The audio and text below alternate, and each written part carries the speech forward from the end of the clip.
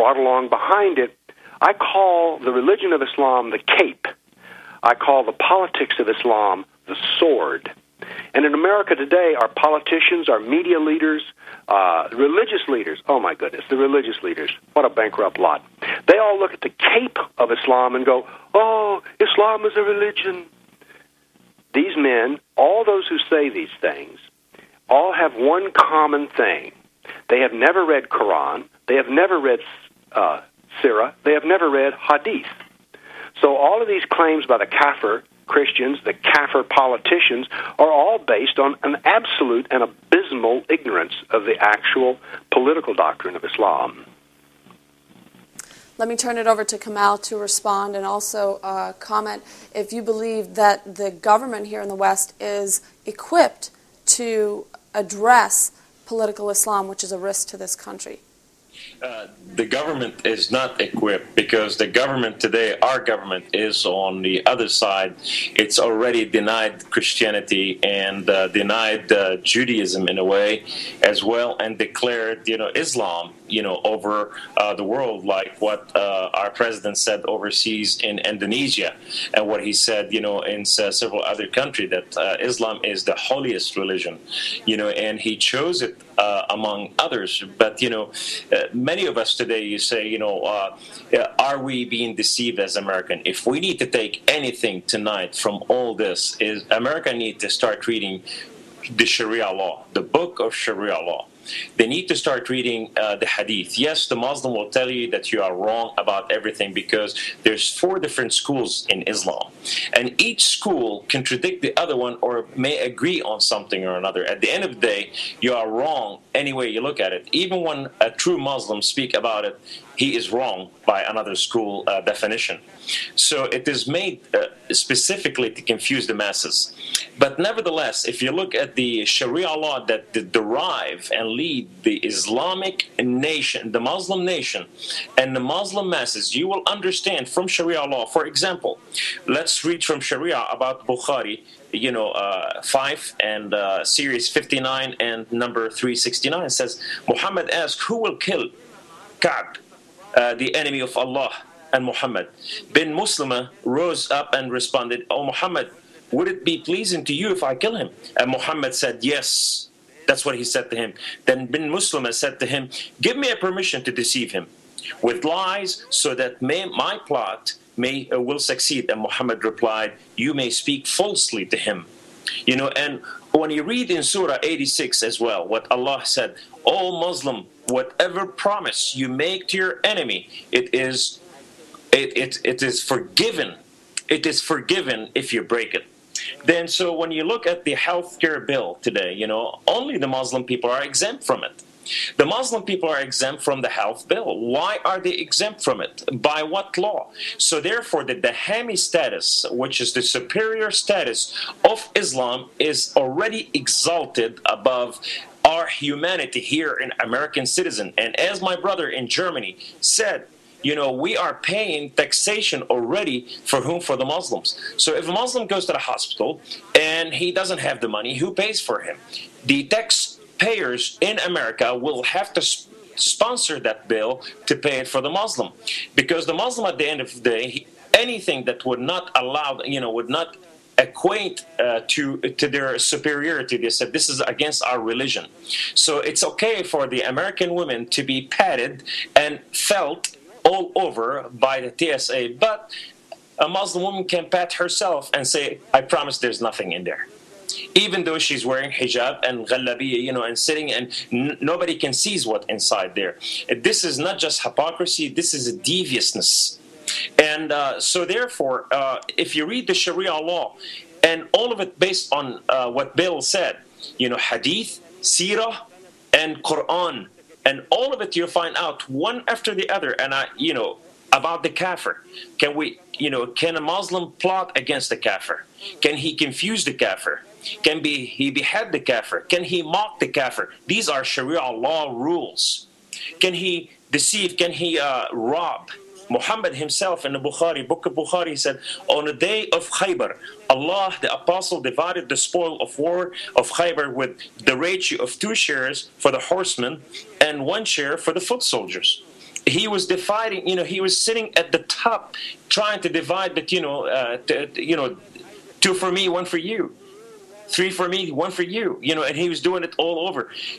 And the law of Sharia law, if we start understanding there's a law how to kill the non-believers, and anyone who do not believe in Allah, then Islam can declare war on them by definition and by law and by set of standard. Why? Because Muhammad says it's a hullat lakum. You've been rewarded with this, and this is made applicable for you to go and do what you have to do. As long as a nation does not believe in Allah, the Muslim have full right to deceive, to rape, to divide, to kill. In Europe, the Muslim are raping their staggering number. How many European women are being raped by Islamists? And when they're taken to court and they take them to Sharia law court, the court says, well, it's his right. It's okay because she's not Muslim. So when we're looking at all this, it's not just a strategy, but it is a formula for destruction of humanity, specifically United States of America. Yeah, why then, Walid, if we're hearing all this, if we're discussing all this, and it seems very straightforward and plain and simple to understand, why then does the government here, don't they have a case to even sue Islam if it's on the political level?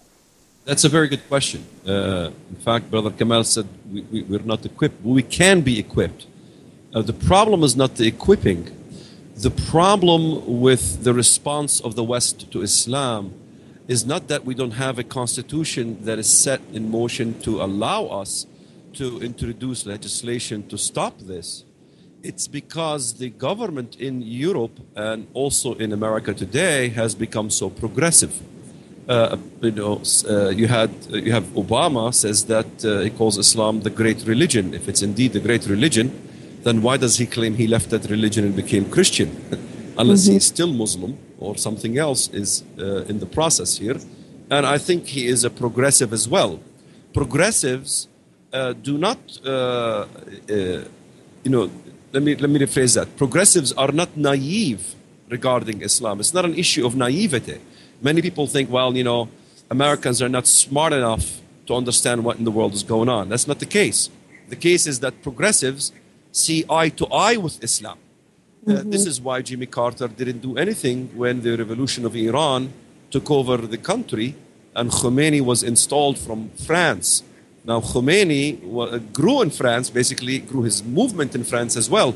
Islamism grows in the West because it finds itself a progressive society in which welcomes issues that they see eye to eye with Islam. Islamic apologists use the Big Bang, and they write a lot about it, in which Al Gore compliments Islam, and he calls Islam an environmental religion. Islam has what is called himaz, which means environmentalism and environmental protections. So the liberals and the progressives see that the conservative Christians do not agree with environmentalism, but the Muslims do, and they find the Muslims to be a better constituent than the conservative Christian Americans. Islam agrees with the Big Bang. In fact, many Muslim scholars talk about the Big Bang. In the Quran itself, they allude to verses in the Quran that talks about how the earth was rent asunder. In other words, there's the Big Bang theory in the Quran. Also, the story of Muhammad coming to Medina, which our American brother alluded to, when the Muslims were aided by Al-Ansar. There was Al-Muhajirun, the immigrants, and the Ansar, the supporters of the Meccan Muslims. They shared the wealth. So socialism was established at that stage, and in many Muslim societies there is socialist agenda. Sharing the wealth is an Islamic concept, so the progressives see eye to eye with this. The other problem that the West is doing is that they are looking at only the terrorist organization. In other words, it's the explosive act which is the enemy of America. Yet they're not looking at the political act. In other words, they look at the Muslim Brotherhood and they say what we need is a moderate Muslim Brotherhood. Although the moderate Muslim Brotherhood is very willing to intervene into the society, into the government, into the political system, by claiming to be moderate and by basically twisting the arms of the lawmakers and the politicians in order to make America Sharia compliant. So the progressives and the Islamic apologists and the politicians, the Islamic politicians and the slick willies of the Islamist movement work collectively together in order to establish a social agenda. Let's remember, there's only two systems. There is a global system, whether you look at communism, Nazism, Islamism, and there is a national system. You look at the United States of America, proud of its constitution, proud of its country and its government. There is always this tug of war between nationalists and internationalists with all the isms of the world. And so the internationalists vis-a-vis Muslims and progressives who want us to basically kowtow to the United Nations will always work collectively together. In reality, there is really two systems. There is a conservative Christian system, and there is all the other non-conservative systems. Islam is not a conservative religion. Islam doesn't believe that life begins at the moment of conception. Christianity does. And that's the issue that Americans need to be aware of and start considering when they look at this mix between progressives and Islamists. Bill, if the West were ever to finally come to the realization of this, the existence of political Islam, or that Islam is political, could we ever consider possibly reforming it in the future? So you're asking, can Islam be reformed? Yes. Well, I think we have to define Islam before we decide what we're going to reform. Islam is a doctrine, political, religious, and cultural, found in the Quran, the Sirah, and the Hadith. So the actual doctrine is, as we Americans would say, cast in concrete, written in steel. I mean, how could we reform the Quran? After all, we are informed by its adherents that it is perfect, eternal, and universal. Well, how do you improve perfection? You know, and if we change it, it wouldn't be eternal. So the Quran, it can't be touched. And then what are we going to do with the Hadith? Well, they're all been written down. I mean, the doctrine is cast in concrete. The only thing that we could do is that we could say, well, what if we reformed it by removing everything that did not follow the golden rule? What if we reformed Islam by removing everything that refers to the kafir? Because the word kafir is the most negative word in any language. Well, I've done the statistics on this. And if you throw out everything, first off, when we look at how much of it is devoted to the kafir, 81% of the Sirah is devoted to the kafir. So if we throw all that out, well, we don't have much left. And then if we go to the Hadith, 31% of the Hadith Bukhari is about the kafir. Well, we could throw all that out. But what we're left with, and then 64% of the Quran is about the kafir, so we throw that out. Well, we don't have much left, do we? So, I mean, by the time you reform Islam by removing its crimes against humanity, you don't have anything left. Yeah. So a reform of Islam is, in my opinion, is not practical because you don't have anything left when you throw everything that's egregious out of it. The reform thing is always, of course, the constant refrain. The idea is that Muslims will come to America, they'll eat enough hamburgers and French fries, they'll watch SpongeBob, and the first thing you know, they'll be riding Harley Davidsons with tattoos. Yay, rah, America. It ain't working that way, and it's not going to happen. So now we can reform Muslims, but we cannot reform the doctrine of Islam, or at least, as I say, when we do reform it, we don't have anything left. There's nothing worth saving once you remove all the crimes against humanity. At least those are my opinions. Yeah. We still hear a lot of Westernized Muslims debate this issue and argue that Islam should be reformed and that those violent verses should be taken out. But I wonder if they do have the stats that you have that, what is it, like 64% you said of the Quran is devoted to kafirs, right? Quran is about kafirs. Yeah. Well, when you take it all out, I mean, you just don't have anything left. Yeah. I mean, and where would you, if you take, remember, I started out earlier and I said it was jihad that made Muhammad successful. It made Islam successful. Now, come on, gang.